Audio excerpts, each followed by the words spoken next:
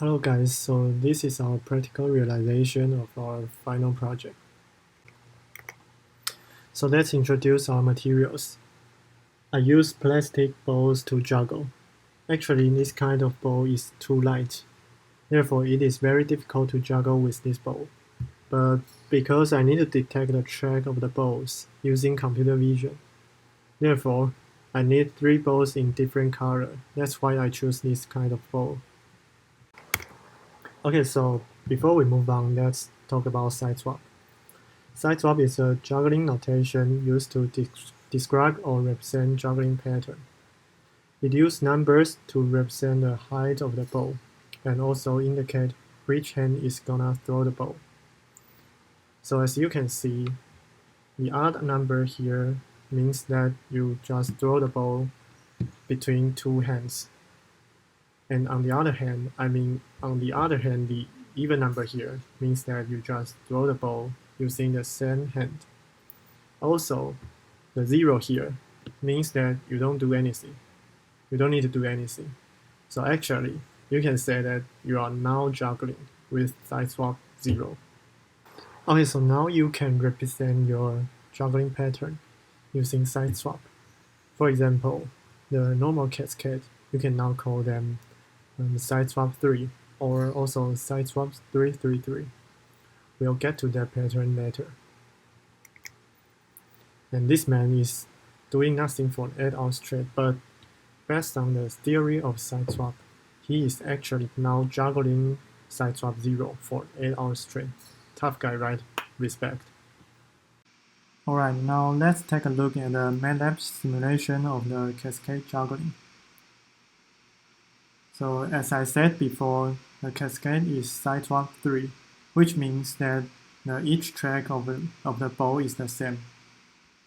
And you need to throw the ball in the same height. And the technique of the cascade juggling is that when you see the ball reach to the highest point, just like here, you need to throw the other ball.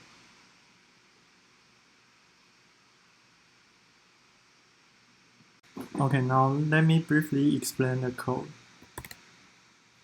So this is just a tons of for loops which do the similar things. So take this for example.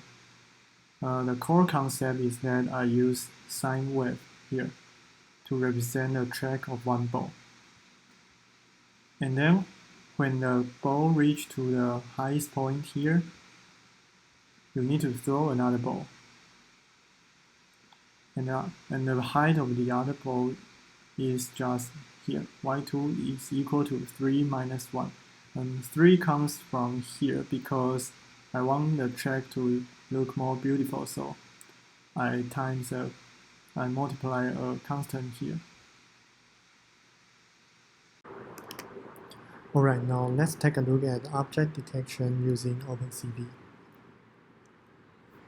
So the code is here. I used Python and OpenCV to recognize the different colors. So the core concept is here.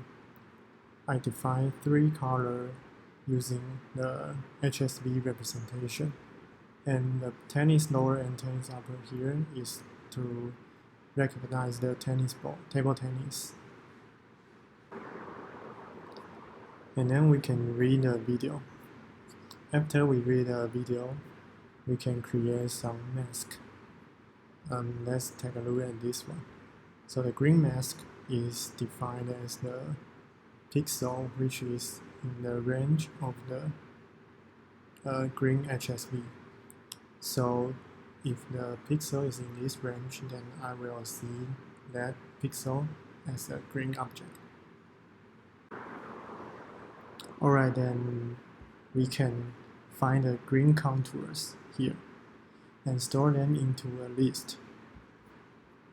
Then we can check if the list is empty. If it is not empty, then we do the following things, which means that we store the x coordinate and y coordinate of the center of the circle into x and y. And then we also print them in the console. And if the radius of the circle is bigger than 10, then we plot a circle around the green object. So this one means that we use green line to circle the object. This one is not in HSV representation, it is in BGR. So this means blue, green, red. And then after that, we can open a CSV file and then store the x coordinates and y coordinates row by row. So then we can get the data. Okay, let's see how this works. So first open the terminal, and then we need to compile the .py file.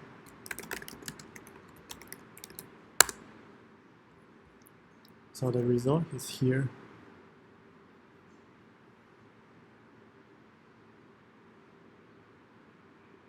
By the way, this juggling pattern is called cascade, which is the easiest one. But unfortunately, as you can see, the detection is not doing very well in this example.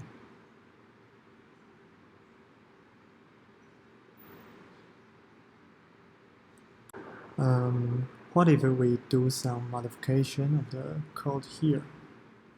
Instead of showing the frame, let's show the mask. And then compile again. So this is the result. As you can see, this one is the green ball.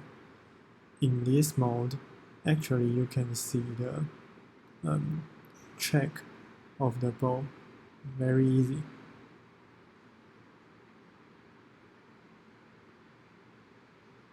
Also, you can see my shampoo here. Sorry about that.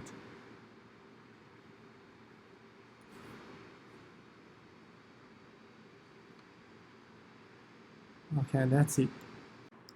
Now let's get back into our representation here.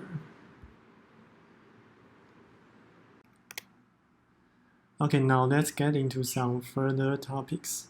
So the first one is that we can use the object detection to check if the basketball will get into the ring. This means that after the basketball leaves the player's hand, you can calculate its acceleration and the track of the ball. So you can tell the player immediately that if he needs to go get a rebound. And the second one here is that you can use the OpenCV to determine if the ball will go outside. Because as you saw before, we can see the mask of the ball so that you can see the track of the ball very easily. Now let's watch the juggling patterns I used during this final project. By the way, the music is credited to this YouTuber. So if you want to upload this video to YouTube, you should mention these two lines in the description.